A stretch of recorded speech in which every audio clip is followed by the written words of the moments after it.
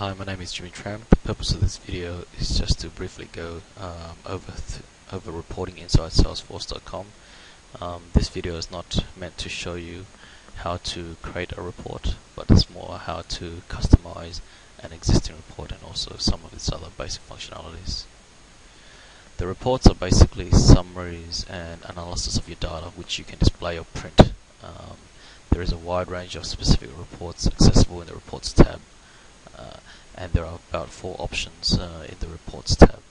You can search for an existing report, you can go to a particular folder, you can also view all reports, and then you can also go to the reporting options. With the reports, you can create your own custom reports or use an existing report inside the reporting folder. Reports can be created in about 7 steps, but today we're not going to go through those. You can easily find them on the help page if you click on the top right.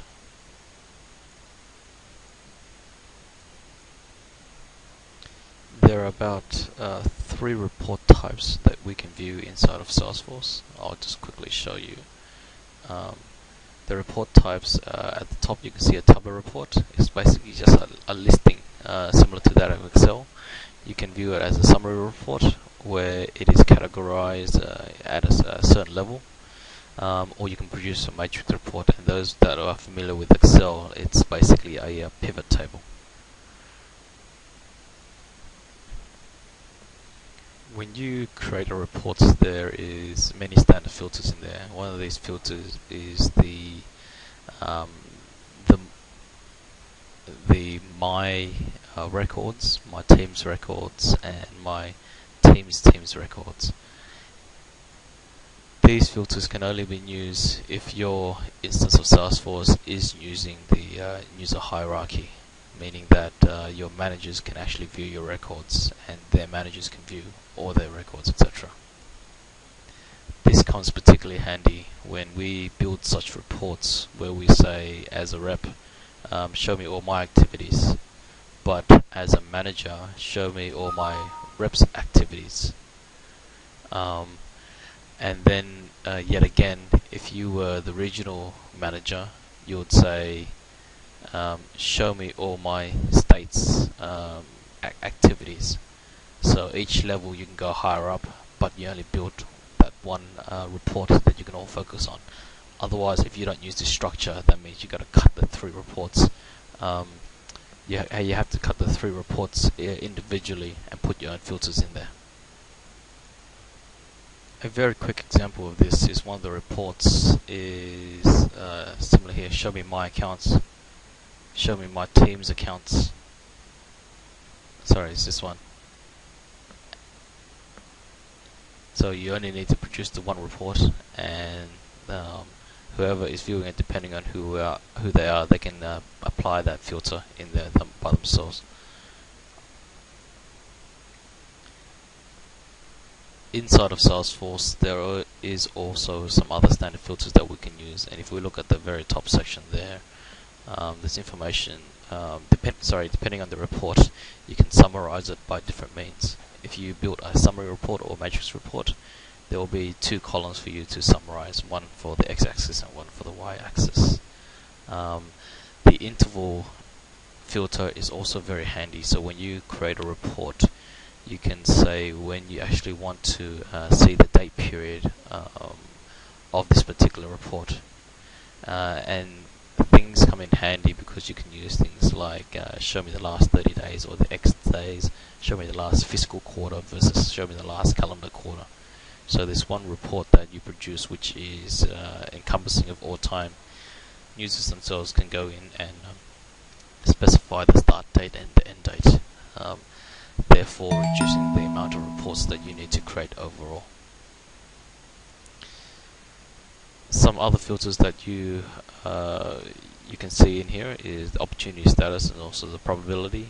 Yet again, depending on the report that you see, over here it shows you can divvy it up via the opportunity status, or where it's at, and also the probability of winning this. Now, more applicable could be, so you do the activities, you can actually see all the open activities versus the closed activities, or another filter is particularly on cases, you can do also the same status as well. So depending on the report that you are, it will give you different filters. These are the standard filters that you can use, but obviously you can apply your own custom filters should you wish. And we'll go into that in a second. So with the other filters, when we are working with reports, we mentioned before you can apply your own filters, and you can probably see it inside the screenshot here. There are some custom filters that we've applied in here. Right now Salesforce has the ability to create 20 different custom filters inside one report. Some other functionalities we can also do is we can choose to hide the details. So when we're going to a matrix report and a summary report, one, we can choose to show it like a tableau in this fashion, as on the screen. Two is you can produce a very high level summary detail as you do in a pivot table. This is particularly handy. Obviously you want to produce more metrics on a single report and a graph. There are other buttons such as the customize, which allows you to edit the report. So one of the key things here is once a systems administrator or some reporting group creates a particular report, they can save it on Salesforce, which everybody has read access to only. And when they click the report, they can customize their own report and save it into their own personal folders. The final two buttons that we have here is printable view and also export details to Excel. Printable view basically shows or extracts the report inside Excel in the same format as you can see on screen. With the export details to Excel, obviously now this is exporting all the details, all the low level data line by line to a CSV file or to an Excel file. So what I'm going to do is just jump into Salesforce and do a very quick demo, and this make a bit more sense. So we've gone to the reportings tab, just clicked on that, and it shows you all the folders that you can potentially see, and also the recent folders or the recent reports that you've clicked on.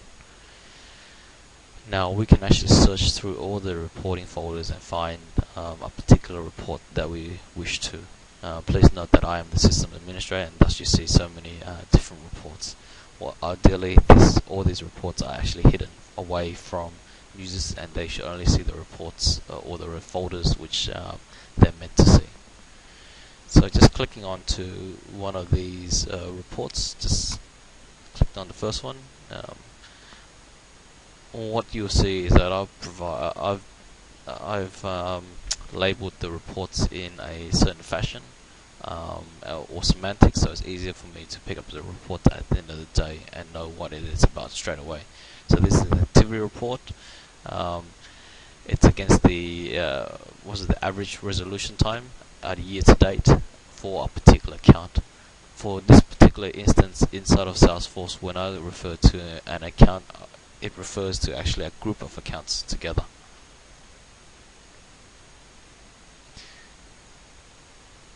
So we mentioned before there's immediately a role hierarchy should we wish to implement. Right now I've added it all the way to the top of the CO, so that means that anytime that someone views the reports, this has all the data from the CEO all the way down.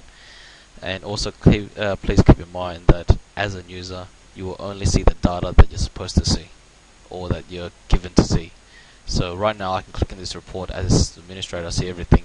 However, if another person who sits all the way at the bottom of the chain, they will only see their own data or what data they've been privy to.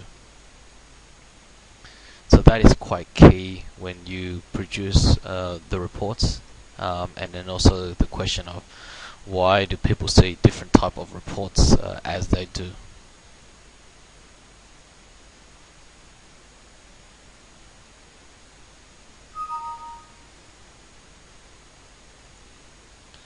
Next, we mentioned about some of the other standard filters in there. Because this is a pivot table, there is an x-axis and also a y-axis that we can summarize information by.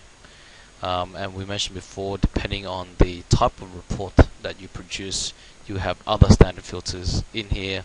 We can actually see all the closed activities versus the open activities. So once you create a report, you can also help to not produce some of these other include some of these other static filters.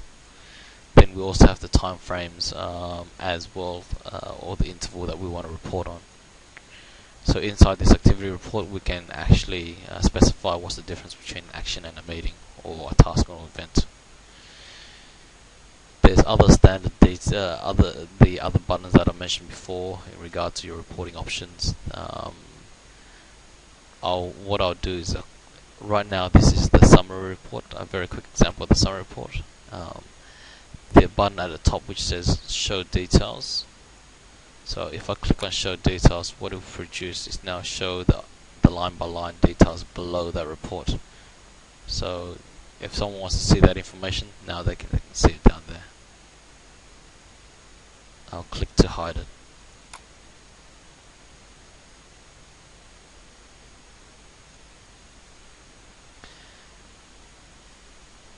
As we mentioned before, with the standard filters that we have, such as show me the open versus complete activities, there's also other filters that we can produce down there, and this is what I've added.